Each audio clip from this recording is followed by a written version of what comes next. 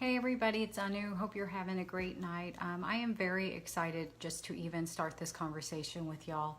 I was talking to a friend, my friend Sweena, this morning, and we actually got on the subject of leadership. And after we talked, I think the more I thought about it and prayed about it, I just really felt like it was something that I wanted to talk to all of you about as well. And my focus is, of course, it's Whispers and Fringes, empowering women on a quest for more. So my focus is going to be on women in leadership. But guys, if you want to listen, you're welcome to. I think a lot of us as women, we sometimes shy away from the whole leadership idea. And what I'm excited to tell you is that, what we're going to be discussing is going to be coming directly from Scripture, specifically from the book of Judges and a woman named Deborah. But before we get into her story, I felt like there was kind of a foundational principle that we needed to establish first. We hear the term leader and we get very excited. There's kind of the glory that comes with it and the name and all of that. And yes, there is some of that, and there is also responsibility and authority. But being a leader is, it's so much more than that and so much less than that. And I know that probably doesn't make sense right now, but hopefully it will as we keep talking. So for tonight, again, I just kind of want to lay a foundational principle first. And we're going to get that from a story in 1 Kings chapter 12. And this is right after Solomon has died and his son Rehoboam is now the king of Israel. So what happens is the people come to him and they make a request of him. So as wise as Solomon was, apparently he was a hard man in terms of taking care of his people. He put a lot of burdens on them. So the people come to Rehoboam and say, your father was a hard master. Lighten the harsh labor demands and heavy taxes your father imposed on us. Then we will be your loyal subjects. So Rehoboam hears their request and he was like, you know what, guys, give me 3 days and I'll get back to you. So that's okay. And then he makes another wise move by going to the older counselors. So these are the men who had counseled Solomon, and he asked them, hey, what should I do? And here was their advice. He said in verse 7, if you are willing to be a servant to these people today and give them a favorable answer, they will always be your loyal subjects. So unfortunately, Rehoboam hears that, but it kind of goes in one ear and out the other, because the next scene is him asking his peers, like his friends. He's like, hey guys, this is what's happened. What should I do? And their advice is basically the complete opposite of what the older counselors had said.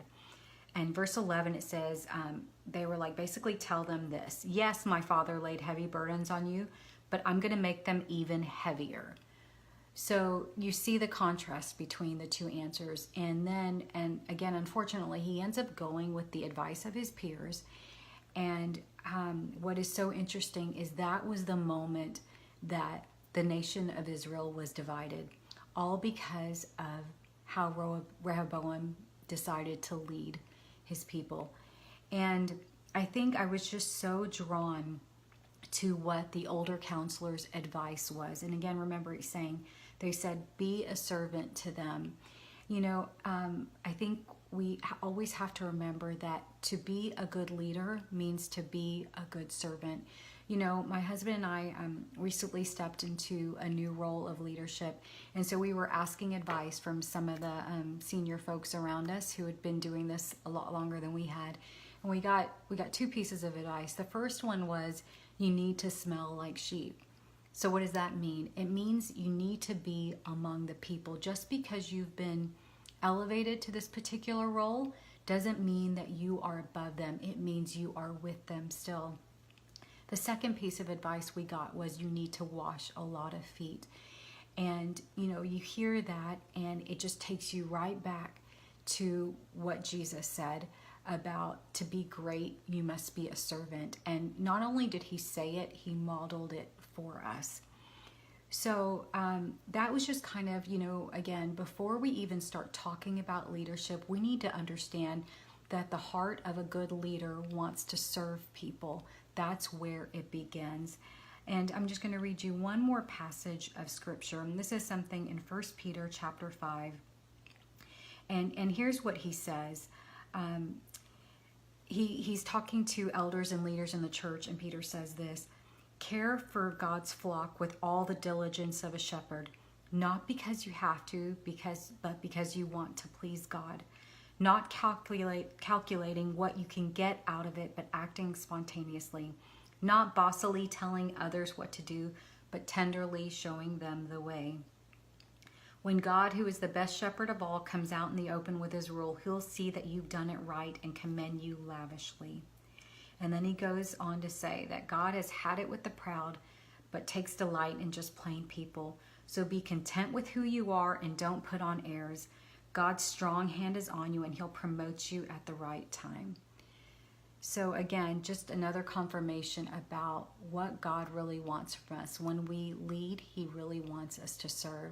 So next week we will get more into this and start actually talking about Deborah. So I'm looking forward to that time with you and hope you can join us. God bless you guys. Have a great night.